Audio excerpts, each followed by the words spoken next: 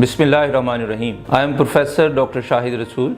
I am consultant gastroenterologist. I am working as the head of the Department of Gastroenterology and Hepatology at Medina Teaching Hospital, Faisalabad. आज हम बात करेंगे एक बहुत ही important और common health problem जिसको हम GERD कहते हैं, that is gastroesophageal reflux disease. Gastroesophageal reflux disease जिसको हम उर्फ़े आम में हमारे लोग आमतौर पर सीने की जलन या तेजाबियत का नाम देते हैं, ये एक बहुत कॉमन प्रॉब्लम है। अनलकीली पाकिस्तान से मेरे पास कोई ऐसा डाटा नहीं है जो मैं आपको बता सकूं कि पाकिस्तान में कितने लोग इस प्रॉब्लम से सफ़र कर रहे हैं, लेकिन अगर हम इंटरनेशनल डाटा को देखते हैं, दुनिया में हर चौथा बंदा किसी न किसी स्टेज पे तेजाबियत का या रिफ्लक्स डिजीज़ का शिकार रहता है और ये एक बहुत ही कॉमन प्रॉब्लम है।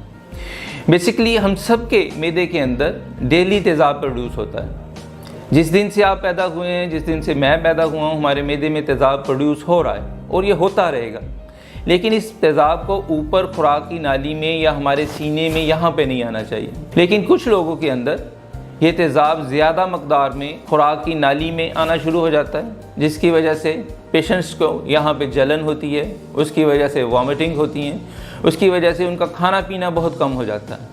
बहुत सारे पेशेंट्स मेरे पास आते हैं कि डॉक्टर साहब मेरे यहाँ पे आग लगी हुई है, मेरे यहाँ पे जलन हो रही है, सीने में चेस्ट पेन हो रही होती है। और बहुत सारे ऐसे पेशेंट्स हैं जो चेस्ट पेन की वजह से दिल वाले हॉस्पिटल पहुँचते हैं कि शायद उनको शक पड़ता है कि ये हमारे गैस है या ये जो तेज़ाब है जो दिल पे इफ़ेक्ट कर रहा है, और उनको ऐसे लगता है जैसे उनको हार्ट अटैक हो रहा है। बेसिकली किसी ज़माने में हम लोग ये कहते थे कि जो रिफ्लक्स डिजीज़ है ये सिर्फ खुराक की नाली पे इफेक्ट करती है, लेकिन अब ये प्रूव हो चुका है कि बहुत सारे कुछ और सिम्टम्स भी हैं। लाइक बहुत सारे मरीज़ मेरे पास रेफ़र होते हैं जिनको पुरानी खांसी है, उनके लंग्स ठीक हैं, लेकिन ये खांसी बेसिकली इस तेज़ाबियत की वजह से। इसी तरह जैसे मैंने पहले बताया, बहुत सारे लोग चेस्ट पेन की वजह से हार्ट वाले डॉक्टरों के पास जाते हैं, लेकिन बेसिकली ये तेज़ाब होता है जो खुराक की नाली में आ रहा है और पूरी दुनिया में इसका इंसिडेंस बढ़ रहा है। उसकी वजह बेसिकली हमारा लाइफस्टाइल है। हमारे जो बुज़ुर्ग थे उनकी खुराक सादा थी और उनकी फ़िज़िकल एक्टिविटी ज़्यादा थी।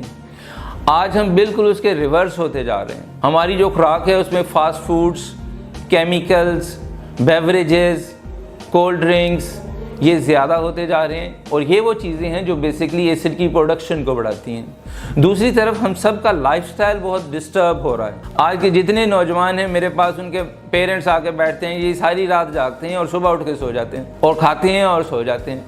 फिज़िकल एक्टिविटी कम से कम हो गई है। हमारे जो नौजवान हैं ज़्यादा से ज़्यादा गैजेट्स पे, कंप्यूटर पे बैठ के आजकल गेमें कर रहे हैं।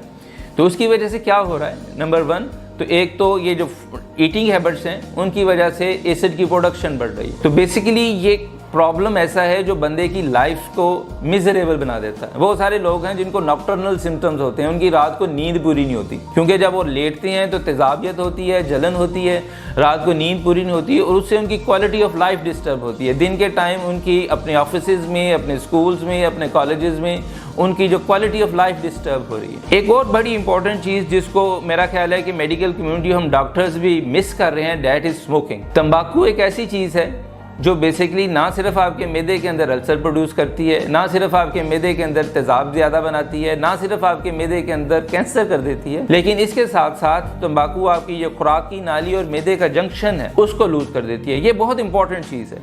हम सब की खुराक की नाली आती है और जो खुराक की नाली और मैदे का जंक्शन है ये बंद होता है।